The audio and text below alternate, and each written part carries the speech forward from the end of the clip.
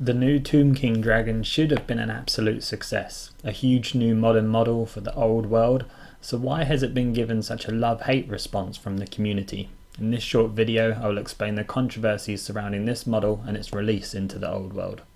By and large, myself included, people seem to think this is a great model on its own rights, but that doesn't mean everyone is happy about it just because it looks cool. A large part of the controversy surrounding this release is the question, did we really need this?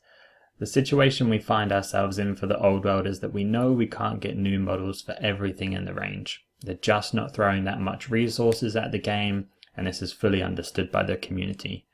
So then, with that in mind, we already have two loved centerpiece models in the Tomb King's range, so deciding to release another one feels like a wasted opportunity that could have been used elsewhere. Could we have got two core units for the time spent for this one larger model, for example? It's likely 50% of the volume of miniatures you're going to field for Tomb Kings are going to be made up of very old skeleton warriors, archers, cavalry, none of which are getting updated sculpts, and many believe the time and effort for the new models should have been used here instead, versus the dragon model we didn't really need in terms of a priority list of items. The next part of the controversy surrounds what actually is this dragon. Most people looking at this will assume it's a resurrected dead dragon brought back to life by the Tomb Kings.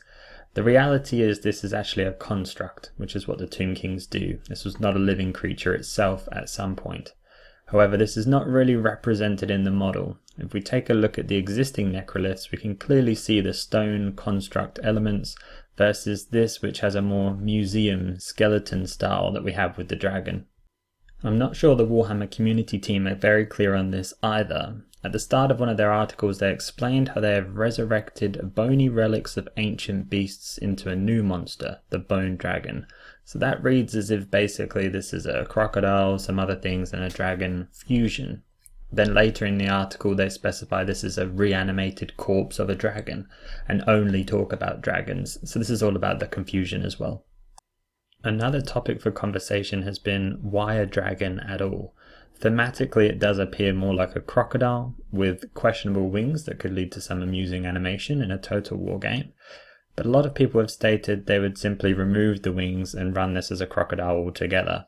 There have been a lot of calls for a giant carrion as a more thematic choice, or something like a giant serpent as other options.